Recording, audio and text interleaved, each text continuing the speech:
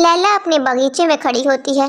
तभी उसका बेटा रोहित उसके पास आता है और बोलता है, माँ, मैं आपको खुशखबरी सुनाने आया हूँ। आपके बेटे की बहुत अच्छी कंपनी में नौकरी लग गई है। अब आपको नारियल पानी बेचने की कोई ज़रूरत नहीं है। अब मैं अकेला ही घर को संभाल लूँगा। वाह, ये तो बहुत अच्छी खुशखबरी सुनाई है तुमने। अब बस तुम्हारे लिए एक बहुत अच्छी बहू लेके आनी है। इसके बाद वो अपने बेटे के लिए रिश्ता तलाश करना शुरू कर देती है।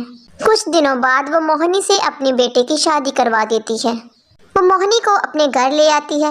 मोहिनी कुछ ही दिनों में अपनी जिम्मेदारियां समझने लगती है।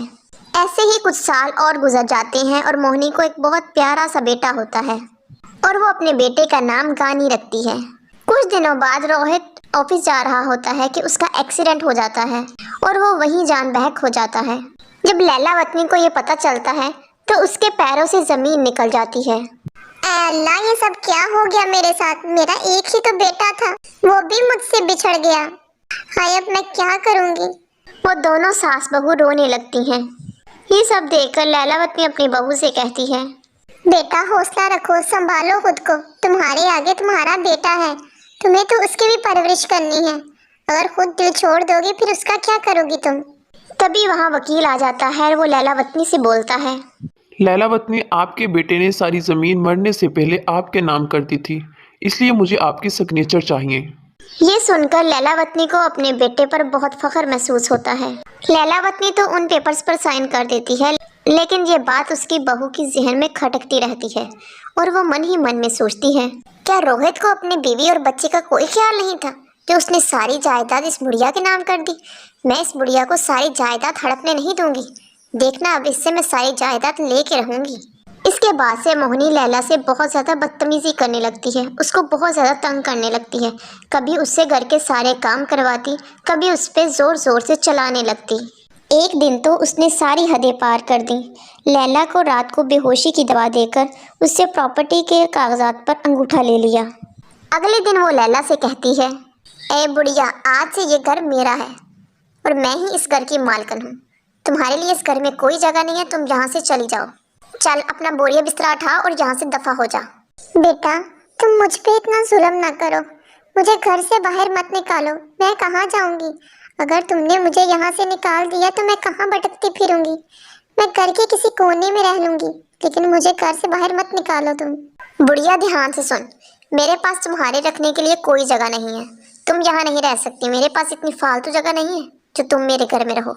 जाओ, यहाँ से निकलो। और अगर इतनी ही बात है तो बगीचे में मैं तुम्हें कोठरी डलवा देती हूँ, वहीं बैठ जाया करना। फिर मोहिनी बगीचे में एक झोंपड़ी डलवा देती है और लैला उस झोंपड़ी में रहने लगती है। लैला के पास अब कुछ भी नहीं था, वो अकेली झोंपड़ी में सारा दिन पड़ी रहती थी। उसके पास अब खाने को भी कुछ नहीं था, इसलिए उसने अपने बगीचे में ही नारियल की खेती करना शुरू कर दी। कई दिनों तक उसे बाहर जाकर भीख मांगकर अपना गुजारा करना पड़ा, क्योंकि उसके पास खाने पीने को भी कुछ नहीं था। लेकिन जैसे जैसे नारियल पानी की खेती होने लगी, उसने नारियल को बाजार में बेचना शुरू कर दिया। अम्मा, ये नारियल पानी कितने का है? बेटा, ये 30 रुपए का एक है। अच्छा माँ, मुझे एक दे दें फिर। इसी तरह वो दिन भर काफी नारियल पानी बेचती है और उसकी अच्छी कमाई हो जाती है। अरे वाह, आज तो मैंने अच्छे खासे पैसे कमा लिए। अल्लाह जब भी देता है छप्पड़ फाड़ कर देता है। यही सोचते सोचते वह घर वापस अपनी झोंपड़ी में आ जाती है और खाना खाकर सो जाती है। इसी तरह कई दिनों की मेहनत से और नारियल पानी की सेल से वो एक दुकान खोल लेती है। वो शुरू से ही बहुत मेहनती थी। इसी तरह वो मेहनत करती जाती है और एक दिन उसकी दुकान फैक्ट्री में बदल जाती है। अब वो नारियल पानी की बहुत बड़ी फैक्ट्री चला रही थी। कुछ साल बाद वो बहुत ज़्यादा अमीर हो जाती है और दूसरी तरफ मोहिनी का बेटा गानी अपनी गर्लफ्रेंड से शादी करके उसे अपने घर ले आता है। फिर मोहिनी के साथ भी वही होता है जैसे उसने लैलावतनी के साथ किया होता है। एक दिन उसका बेटा और बहू मोहिनी को जायदाद से अलग कर देते हैं।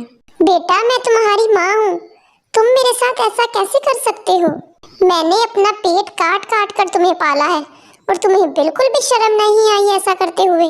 अरे मेरी प्यारी सासू माँ, आप ये कैसे बोल सकती हैं कि आपका बेटा अब बस आपका बेटा नहीं बल्कि मेरा शौहर भी है। अब वो सिर्फ मेरी ही बात मानेगा और मेरे ही साथ रहेगा। तुम अपना बोरिया बिस्तरा गोल करो और यहाँ से चलती बनो। اس کا بیٹا اور بہو موہنی کو گھر سے باہر نکال دیتے ہیں۔ موہنی بیچاری در در کی ٹھوکریں کھانے لگتی ہے۔ وہ سڑک کنارے بھیک مانگنے لگتی ہے۔ ایک دن وہ بیچاری بھوکی پیاسی بیٹھی تھی، تبھی اس کی نظر ایک بوڑھی پر پڑتی ہے جو کہ غریب لوگوں میں کھانا بانٹ رہی تھی۔ مجھے تو بہت زوروں کی بھوک لگی ہے، کافی دن سے کچھ نہیں کھایا۔ وہ دیکھو، ایک بوڑھی کھانا بانٹ رہی ہے، میں بھی وہاں چلتی ہوں۔ وہ بھی وہیں جا کر لائن میں لگ جاتی ہے جہاں بوڑھی غریبوں میں کھانا بانٹ رہی تھی۔ ارے یہ تو میری ساس لیلا ہے، میں نے ان کے ساتھ کتنا برا کیا تھا، اب دیکھو میرے ساتھ بھی اتنا ہی برا ہوا ہے۔ اب میں ان کے سامنے کیسے جاؤں؟